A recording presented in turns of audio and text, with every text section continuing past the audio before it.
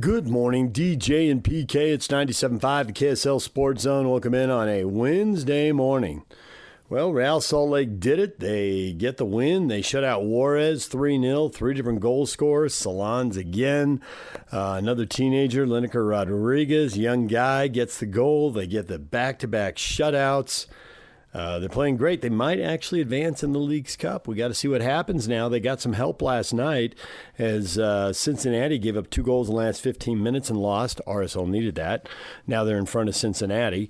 And Charlotte gave up a goal 90+1 and lost. And now RSL's leapt over them as well. So RSL's sitting in second place for the moment. They need to finish in the top 4.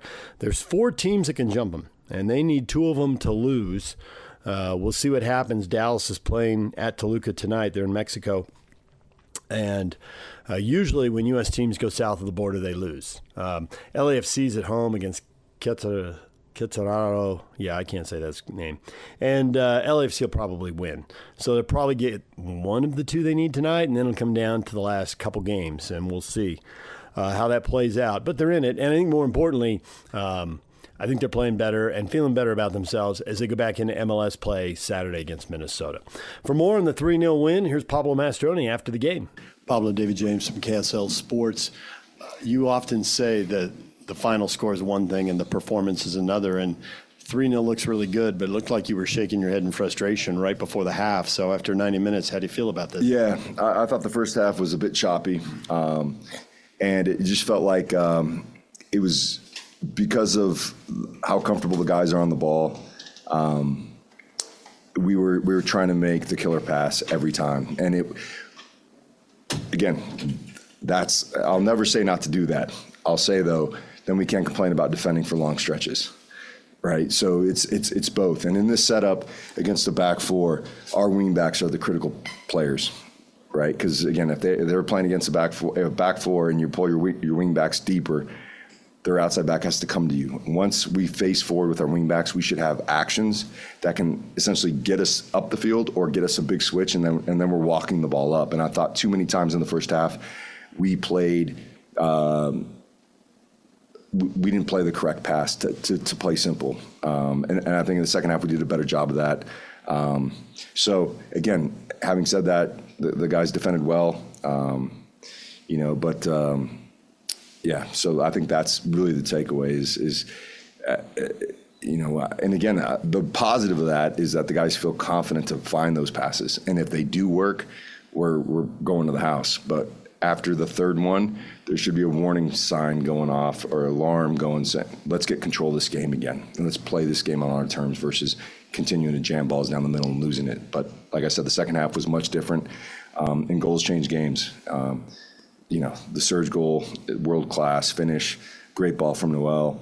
And then Lineker's goal is great wing progression, Dre getting the ball from Noel, and then Lenny getting to the spot and finishing. So there's a lot of positives to take away from this game. And then the biggest positive for me is the way we defended with the lead and defended the box really well, defended corners and set pieces really well, and that's been something that's been our Achilles heel. So the mentality of this group defensively, there's been a click, a change, and I think from these last 2 games, is the biggest takeaway for me. I think you started 19 different guys across the 3 Leagues Cup games. You only give up 1 goal. You take 7 points out of 9, whether it's Arias or Booth or Pablo Ruiz. Are there some guys who maybe change the way you look at them and perceive them here as you go back in MLS play? Yeah, I think every game, especially in this tournament, you're playing against high-level competition, is an opportunity to evaluate individual performances within the collective.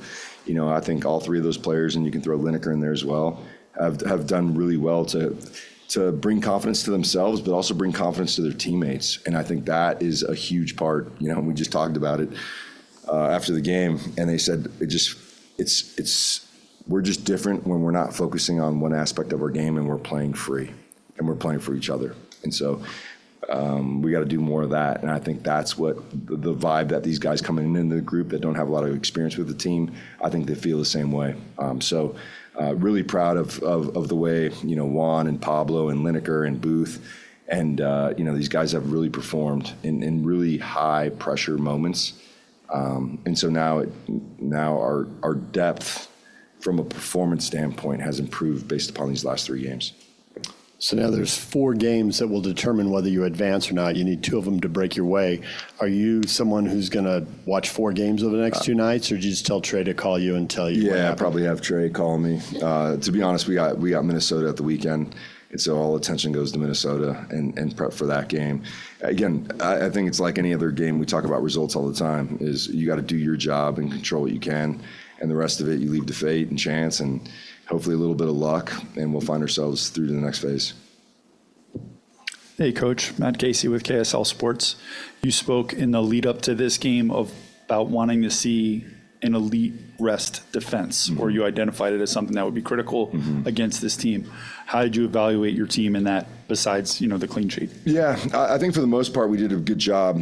We definitely stressed ourselves in that phase, given that we gave a lot of balls away centrally, in particular the first half. So there's a lot of great recovery actions. Didn't give up too much. There's some shots from outside, but again, I think we that was almost we did that to ourselves more so than our opponent breaking us down defensively. I thought when we were in a block, we actually did a really good job understanding the moments to get after the ball, understanding when to be in a block. So there's a lot of growth in that, and I think the fact that we didn't concede on a transition moment was really important for this group against a team that has done that in 2 consecutive games prior to. And you've talked about needing to see the alarm bells going before players get into a very dangerous position.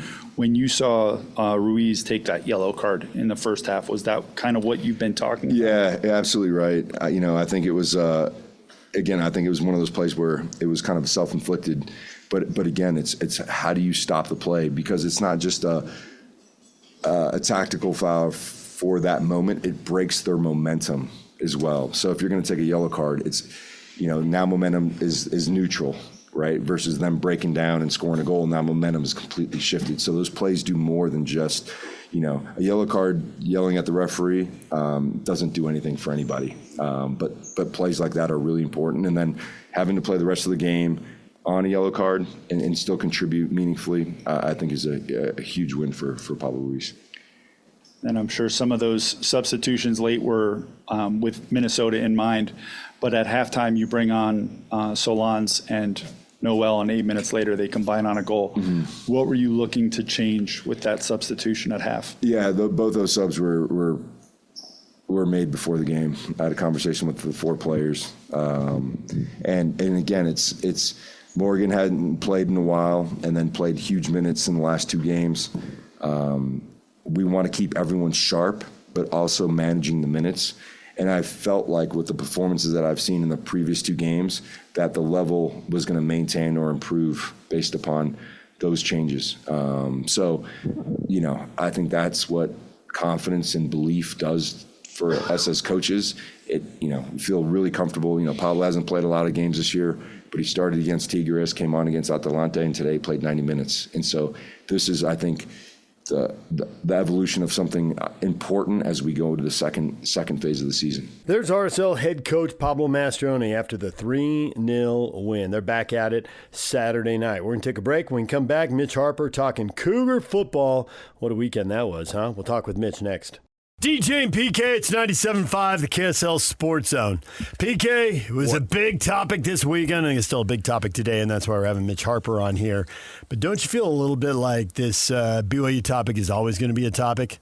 There's always going to be a coach who wants more money. There's always going to be a coach who needs more money, because what we were just talking about in the last segment, the pressure to get it, and other sports fighting for it. Yeah, but I think it runs deeper than that. And it does run deeper than that because there's a layer of how much personal trust or animosity is there. Disconnect. Did you ever talk about years after the fact a manager who kicked your chair? Maybe.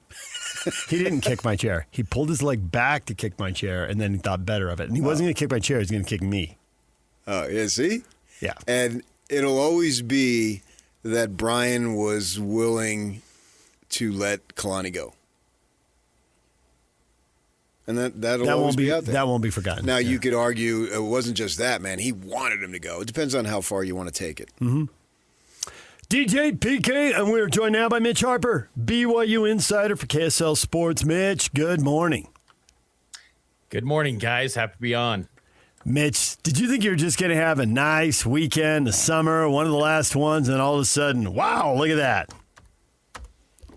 Crazy. And I just think that the whole, situation was just bizarre. And, just hearing PK's comments coming in, I mean, the letting Kalani go to Penn State, and you point back to that as maybe a starting point potentially in all of this. But to think that BYU goes to a message board to issue a comment, they've had so many things that they could dispel rumors. I mean, Cougar Board has been a hotbed for rumors for many years, for a quarter century. I mean, a couple months ago, they could have said when Parker Kingston's showing up to the indoor practice facility, hey, he's not a member of the university. Get ready for the football season.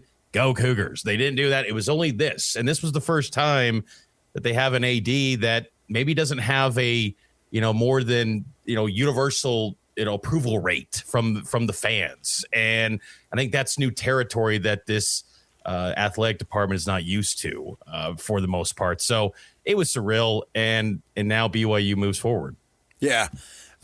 We discussed that obviously on the show, that I had never seen anything like that, and I don't know the level of truth. I got people telling me, well, the guy was ordered to do it and all that stuff, but it was unprecedented and kind of crazy. But it's an evolving world of the online internet rumors and all that stuff that we now have to deal with. I mean, you're right. It's been going on. I've told the story when Croton was fired. Somebody apparently went on there and said I wasn't at the press conference because I was suspended when I was bedside after my father was fighting for his life following a major heart attack, and they came up with I was suspended.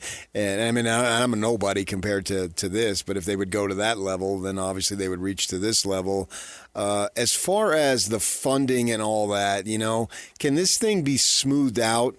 Because I wonder if it can, because BYU now, they've increased their amounts of money that they've put into the program, but at the same time, it's not a one-shot deal. It has to be repeated freaking every year, and I just wonder if they're in for that. I believe that they are, because and I think they are from the standpoint of they've got to have that direct line of communication to the brethren and the church. I think that's critical in all of this, because sometimes you think back to those years when we'd have roundtables with Tom Holmoe, and he'd note that, we don't talk to Salt Lake often. Well, I think in this area, you got to talk to them often, all the time. And I know that's probably on the priority scale, it's probably low. I mean, they're looking at the world and their members and everything else, but it's a big business, and they've got different for-profit divisions within the church. And, BYU is not a not-for-profit, but it's big business. And there's a lot of money and exposure to be had with BYU football in particular. And you just think about how well BYU has performed with this coaching staff. Coaches want to play for Kalani Sitake, how they've been knocking on the door of the playoff. You go throw $40 million at a roster. Yeah, that sounds insane to think BYU doing that once upon a time, having a head coach like Lavelle who would just say every year, let's just do a contract and basically coach for peanuts. But if you do that, I mean, I think this coaching staff's equipped to get you to a playoff, and probably the return on investment is just tenfold and then some. I mean, so the money back. And I just think also, too, BYU has made it clear they want to play at the highest levels of college sports. And you can't help but think that there's going to be a shift at some point. I think this Big 12 situation is great for BYU. They love the Big 12. But I think we'd all be naive to think that this is just going to stay status quo forever. You got to always be investing at the highest level, because you never know when this thing's going to shift, and you want to be having a seat at that table, whatever that looks like, the final form of college football. And so I just think it's the direct line to Salt Lake, I think, is important more than ever when it comes to BYU's athletic department.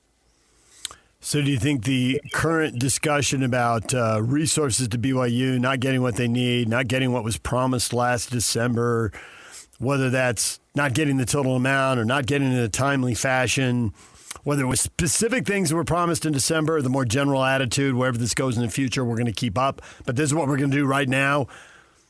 Do you think that's going to get worked out, or is this going to continue to bubble? Is it going to be kept at a simmer? Best case scenario. I would say that it has to be figured out, because we've seen, it was knocking on the door where Kalani's got 1 foot out. I mean, probably even more than 1 foot out. It was almost a done deal. And I really think the timing of that Big 12 championship game was probably a big reason why it all worked out, because had there been no game that week and having practices and public facing scrutiny, maybe this doesn't, get that love bomb as Kalani referenced. He could have been gone already. So it was so close to the brink, and BYU, your coaching pool is so small to begin with. When you've got a coach that's the right guy and navigated some really, not ideal situations where he's handed an offensive coordinator to begin, and really, I mean, the scrutiny of win or go home, basically, with 2019 and the extensions.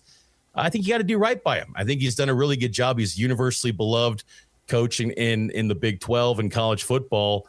This is the right guy for BYU football, and he wants to be at BYU. So I think they've got to figure it out, because if not, it's clearly shown that he'll engage in these conversations. And I think it's a bit interesting. And Kalani's talked about this in interviews, and he talked about it quite a bit at the Big 12 media days, is that he saw, all these programs, how they operate, and had a deep dive in these coaching carousel of how they do things. And there's a big gap. And he got the front row seat to how these high level programs are doing it. And I think he believes that if BYU does it to that scale, or maybe just a tick lower, they can, maybe do some big things and win at even higher level than they have the past couple of years.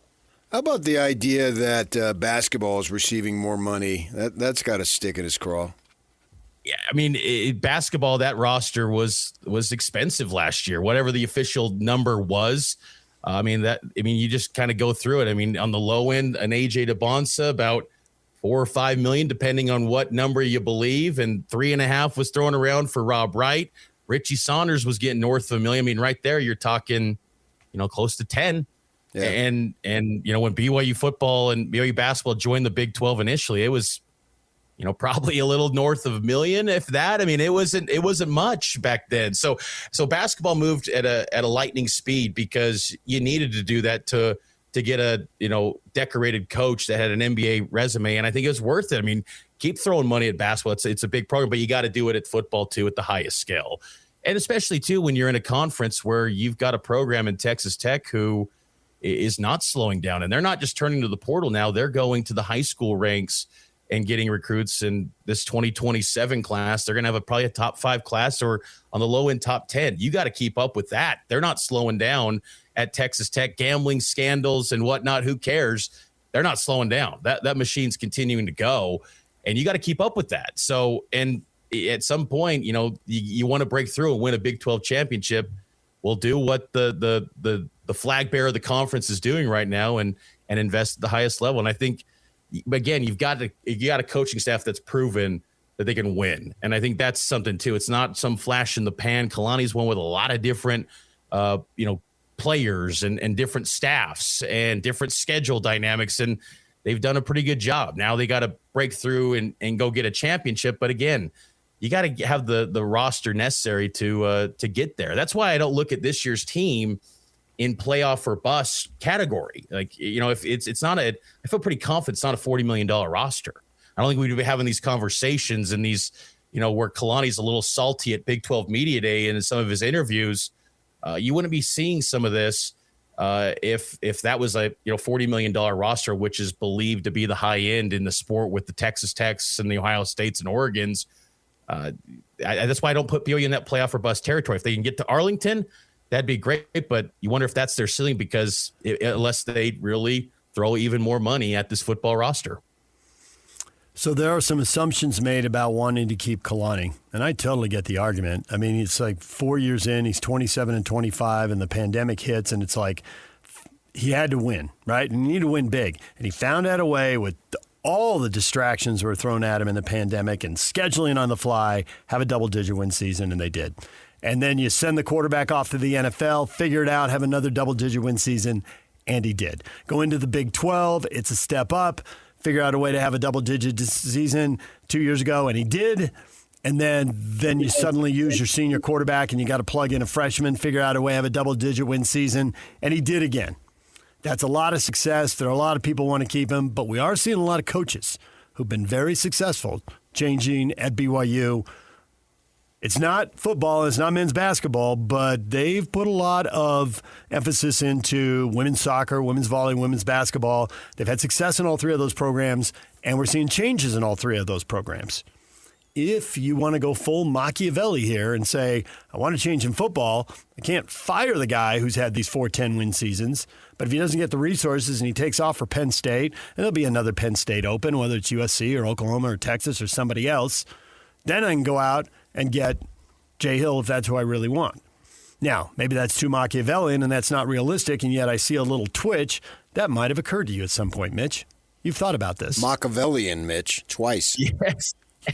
And look, I mean, I think this is a jarring reality that BYU's in, where they've got 2 head coaches that, are making a lot of money, that are in the upper tier of salaries in college football and college basketball.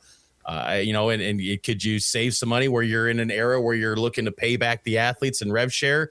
Could you get a coach that you believe's got a higher ceiling and pay him at a cheaper cost?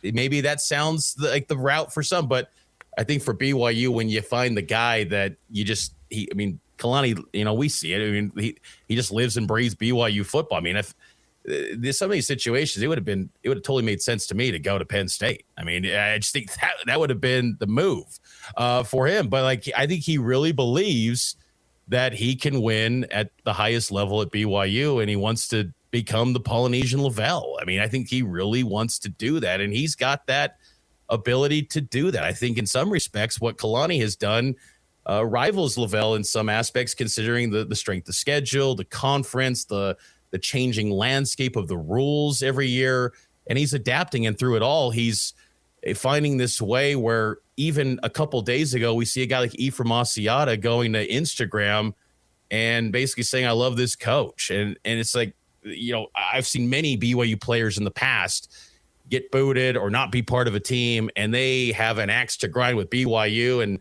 maybe he does. But when the football program, Kalani just finds this way, whether they transfer or they're gone, they always have positive things to say about Kalani. And in a program and a religion that is very conscious about its image, I think it's good to have a coach that, has positive feedback from everyone that kind of comes in contact with him. I think that matters a lot to BYU. Then on top of all the on-field success. So I think that, Kalani, it's an interesting time for BYU and college athletics in general. And look, they've come a long ways from where they were. I mean, 10 years ago, they didn't even have caffeine on campus, and now they're going to have a Monster logo on the field. I mean, things have evolved, and BYU has they've done a lot over time, but there's more to be done because, again, these coaches, this is their livelihood, this is their business. They want to go win at the highest levels. They're not just content, with a 10-win, 11-win season and an appearance in Arlington where you get hammered. They want to go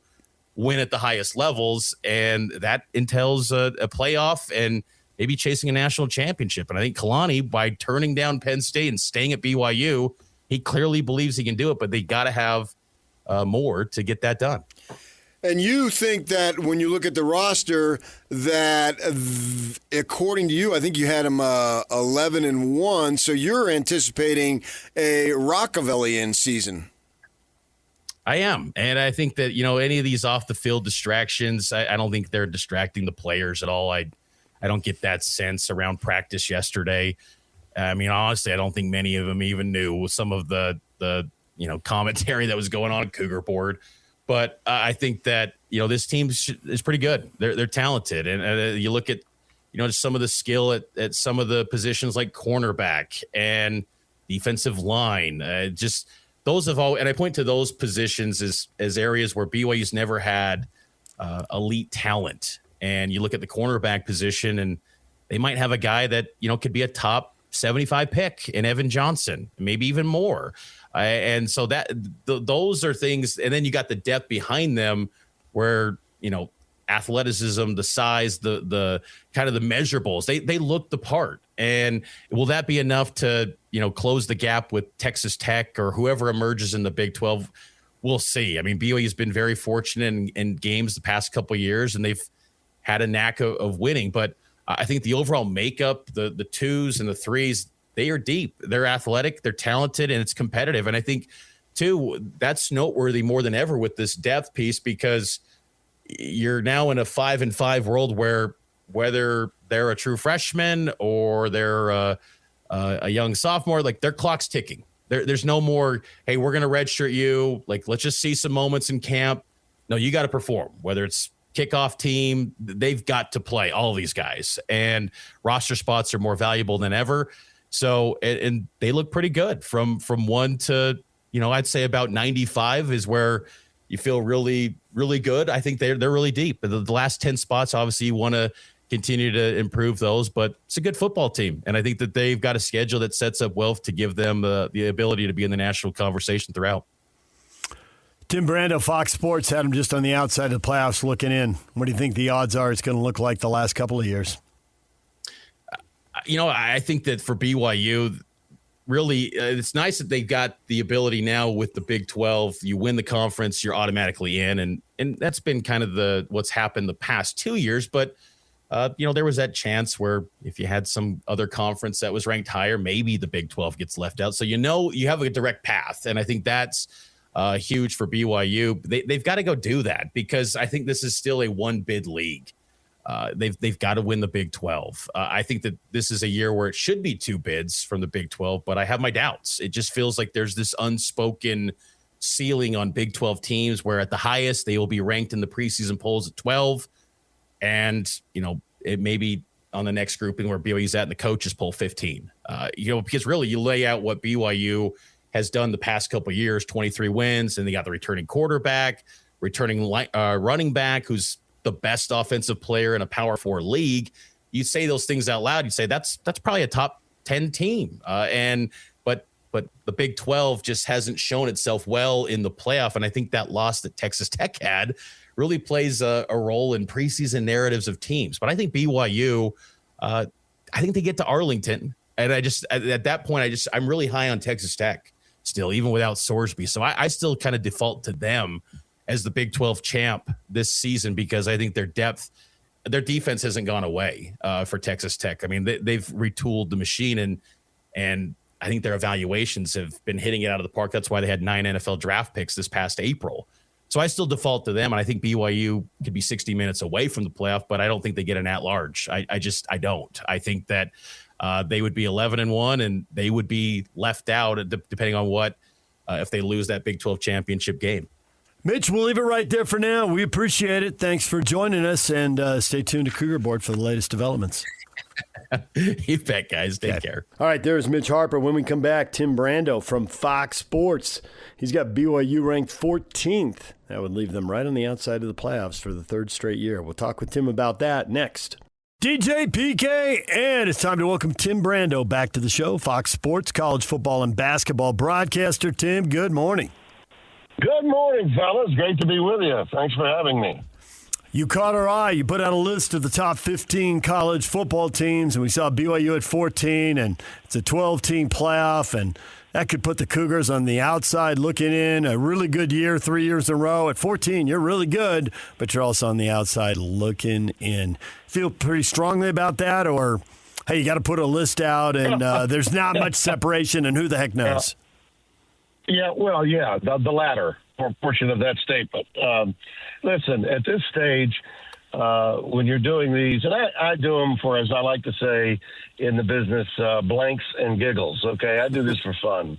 I'm paid to call ball, not to predict ball, but I am into it like anybody else would be. And I used to do this when I had my daily radio show that was simulcasted on CBS Sports Network years ago, and I just sort of carried it over and kept doing it because it created conversation, which I love. And I sort of lost with the show, and I don't want to do what you guys do anymore. Trust me, I don't. But I did lose some of the, direct contact with fans, and this sort of enables that to happen. Now, a lot of it is toxic, and, that comes with the territory. But I do enjoy that, and I'm oftentimes told, hey, Tim, we do like it when you respond. Very few people in my business that do what I do will, respond on social media, and I like to do that if it's civil. And, this spawns conversation, helps get me excited for the start of the year. But to answer your question, any of those teams, I even put out an angry 8 for the schools that I left out of the top 15, because the fans that were really pissed after I put out the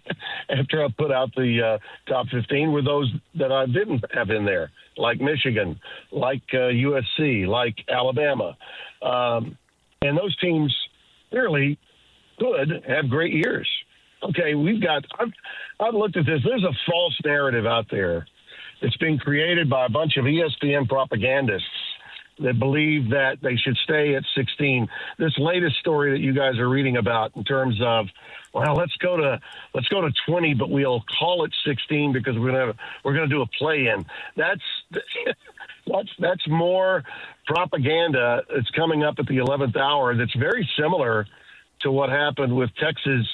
And if you guys remember this, because you're out west, remember the story back in 2011? Larry Scott was pulling this coup, and he was going to get the Pac-10 to go to a Pac-16. Yep. Well, it got undermined when DeLoss Dodds, the athletic director at Texas, agreed to a $30 million one-pay-only deal to create the Longhorn Network, which in effect saved the Big 12, saved teams like Kansas, Iowa State, Kansas State, that would all have been kicked to the curb by those teams moving out west to the Pac-16.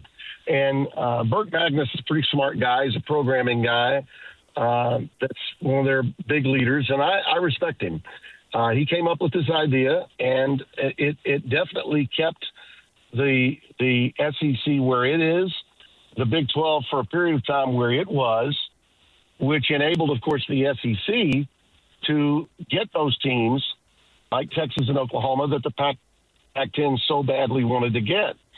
And I see this story that popped up during their conversations that they had yesterday as a reminder of that this is another example of a late move by the rights holder to hold on to what they've got and not share it with other media partners, because it's in the contract. Anything beyond 16 is ESPN loses control. It's open for bidding. Other networks can be involved. So, that's going on right now. Okay. And I think there are a lot of people out there that would give you this false narrative that only about 8 teams could really ever win a national championship. Fellas, that's bogus. That is bogus.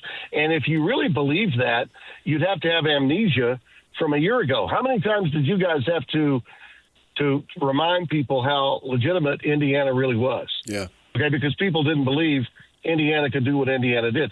If ever there were proof that more than just 8 teams now could win it all, Indiana was that. That's Exhibit A. And I would tell you this year when I'm trying to put together my top 15, and especially the top 12, because I'm projecting. This is a starting grid. This isn't like a AP poll or a coaches poll for me. I'm predicting the way it's going to finish. Okay, like people are going, UNLV, hell, they on there for. But don't you know the rules? There's got to be a group of 5 or now a group of 6 team in the top 12. And UNLV, particularly with the Mountain West teams all migrating to the new Pac-12, that's the lone team left in that league, and I believe they're strong enough to get through that schedule. Once they beat Memphis, and I think they will beat Memphis in week 0, and that's self-promotion here. I'm going to mention David Gardner and I have that game on August 29th. That's the week 0 game. That's a very important game because Memphis is another one of those teams could very easily be, the representative from the group of 6.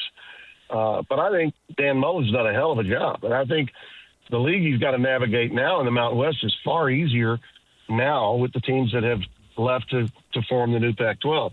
But I had trouble putting together 15 that I thought were significantly in a better position than the 8 teams that I left out.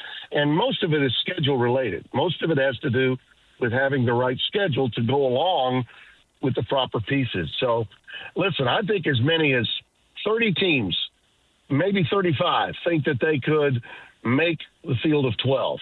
And I think of those 35 or so teams, as many as 15 could win the whole thing. I mean that. I mean it sincerely. With the roster changes year to year, with the NIL and portal all working in concert, we've already seen the justification for that philosophy. But the old guard, particularly at ESPN, and its propagandists, many of them media members in the South that have a big voice, those writers that you see and hear from on a regular basis that are anti-Big Ten, anti-Tony Petitti, they want to have you believe that only watering down the regular season is so crucial. Well, that's just bogus now. Absolutely bogus. The regular season would only be incentivized if we had 24 teams. I thought it was a good idea when it was first mentioned. And now you see everybody else within college football is on board with this, with the exception of who? Greg Sankey and the SEC. There's a reason for that. And that's the reason why this 11th hour move to have we're going to have a 20-team format, but we're only calling it 16. Well, if it were 20, really 20, then ESPN would lose its rights that it holds right now under the 12-team format till 2032. That's the issue here. You got to follow the money, fellas. Please follow the money. That's for sure. I think the Big 12 needs that expansion because they haven't had a second team in, and that is something that needs to happen. We'll see if it happens this year. Yeah, they're good teams. Yeah, they're good teams. I mean, BYU is a really good team. I would have BYU in the top 12 if not for the fact the Notre Dame game is there. Now, that is a great opportunity for BYU. Okay, and if I'm proven to be wrong, it's because they beat Notre Dame. But that's a tough ask. Yeah. Notre Dame, in my opinion, has the second best roster in college football. Oregon's got the best roster. But here's the issue for Oregon. They got 2 coordinators gone. Okay? That's the thing that separates Indiana for me, even though Josh Hoover is certainly not Fernando Mendoza, and he's certainly not Dante Moore either. But you know what? He's got the same coordinator. Signetti keeps that staff together. I mean, they all know their roles. Anybody thinking Indiana was a one-shot wonder, you're out of your mind. That program is as strong in my mind as any one of the blue bloods that's out there. And if their name was Ohio State, Georgia, Texas, Alabama, or Notre Dame, they would be ranked preseason number 1. They're not, only because their brand obviously still isn't significant enough to warrant that. But I mean, are we going to just believe the brand name propagandists, or are we going to let our eyes lie to us? I mean, Indiana's really, really good. Defense returns pretty much intact. And from an offensive standpoint, the line is going to be good. Through the portal, they handle that. Good running backs.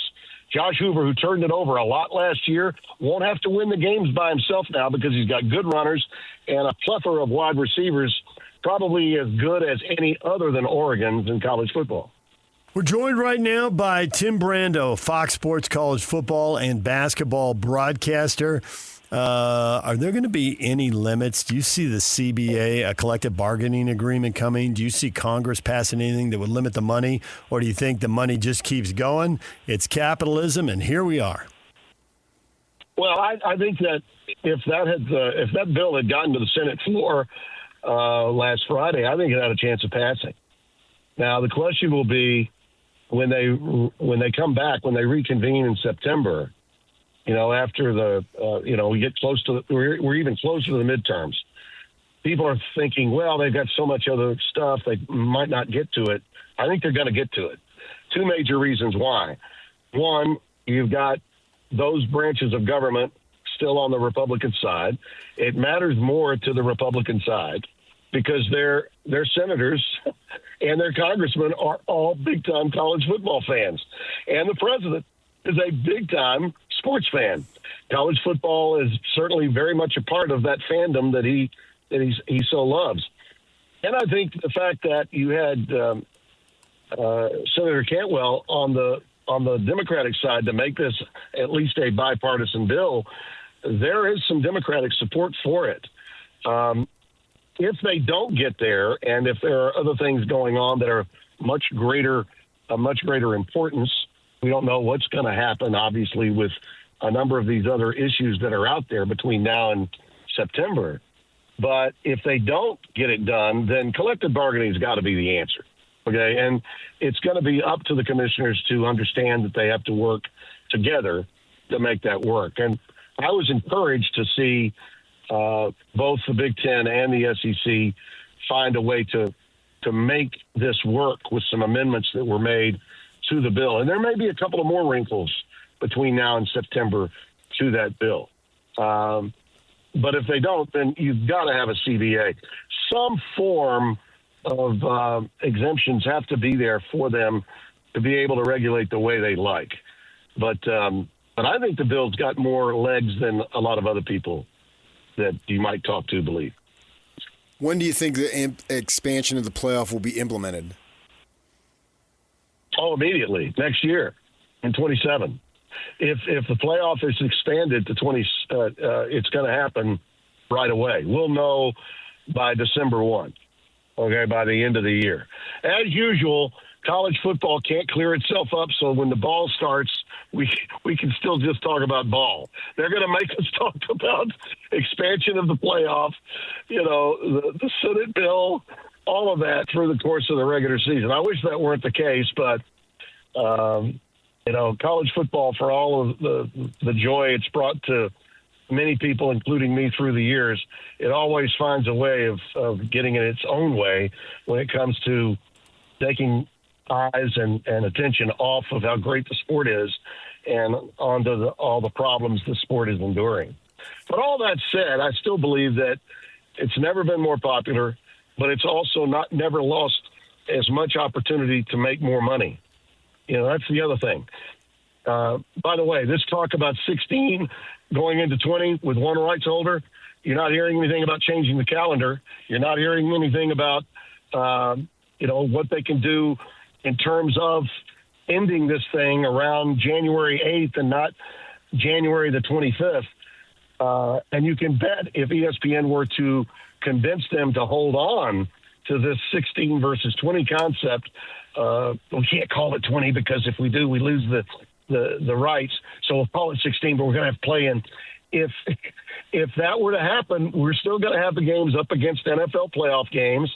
ESPN will still be taking about 40% of its inventory and handing it off to Turner because Turner needs to make money for the cable rights to continue to get the money that they get from their subscribers. After they lost the NBA, they were in dire need. So they put all the games that no one watches in the playoffs on Turner because ESPN doesn't want to absorb the ratings defeats that you absorb when you go up against playoff games, wild card games in the NFL. See, that's a crime. The college football would allow itself to have some of its biggest games on opposite NFL games at the end of the regular season and the start of the postseason. Stupid. Absolutely stupid, and they leave a lot of money on the table as a result. I think they'll go to 24 because they're going to see how much money they're missing out on if they don't. Listen, it's all about the money. Forget the conference affiliation. Forget the TV thing. It is about the cash, and they're going to be losing a lot of potential revenue and revenue streams if they don't go to 24. And by the way, without regulation, without any work from the Senate to get this bill passed through, that money's just going to continue to escalate. And eventually the well runs dry, fellas. It runs dry. They need the 24 to exist. That's just the bottom line. Tim Brando, Fox Sports, joining us. Kyle Whittingham going to Michigan has obviously been a big story here. Everyone's curious how much they're going to win. They have a non-conference game with Oklahoma, who's in the playoff. They play Indiana and Ohio State. And I'm leaving somebody out. They got another big game. Oregon. They go to Oregon in November. Oregon, yeah. So those are four massive games, and there's still good teams like Iowa. Maybe Penn State bounces back. How much do you think they're going to win? What does Michigan's season look like? I don't think it's going to go well. I don't. I think Kyle is going to find out how different it is to be in a program that is microscopic by its fans and by media all the time. At Utah, he had total control. Total control. You guys know that. You were around it. He was very comfortable with it. I'm not sure you guys know the circumstances surrounding why they felt the need to go ahead and get it to Morgan Scalley when they did, and he's certainly deserving of having the job. But Kyle's used to doing it his way. And Michigan is such a huge program, it can engulf you. It can absolutely engulf you. And I think there's a comfort zone that he had where he was for all these years that he's going to find out in a hurry does not exist at Michigan. First and foremost, just media obligations. Okay, Kyle's a really hell of a coach. But if ever you were spending time with him, you knew that the 20 or 30 minutes that you were going to get with him before a game, and that's for the broadcasters that were doing the game, not just the local media, you could always tell that he was in a hurry. He was checking his watch the whole time. Well, at Michigan, they're going to be leaning on you for a lot more of your time. And I think it'll be uncomfortable for him. I also think Bryce Underwood is not there yet. I don't think that his game is where his mouth is. He talks often about how great he sees himself as being as the salvation of Michigan football. And I think he's put a target on himself that he really shouldn't be putting on himself, especially against that schedule. And the offense in and of itself has not great players, yes. And Kyle is getting to coach a level of player that's coming in that he's not had in the past. But with that comes dealing with egos that he's not had to deal with. And Underwood is a numero uno when I bring that up. Tim, we appreciate it as always. We're glad you got to dip your foot back into the world of radio for about 20 minutes. That's about enough, right? By the way, tell the Bear, I think I'm not saying he's going to hibernate. I think BYU is going to have a hell of a year. And I'd love to be wrong about them. I'd love to see two Big 12 teams get in. And I think they've got a really good shot. I do. Yeah, we'd love to see it too. Tim, thank you. We appreciate it. We'll talk to you again down the road. Good to be with you, fellas. Thank you. This is Jim Brando from Fox Sports. When we come back, what is trending? The headlines are next.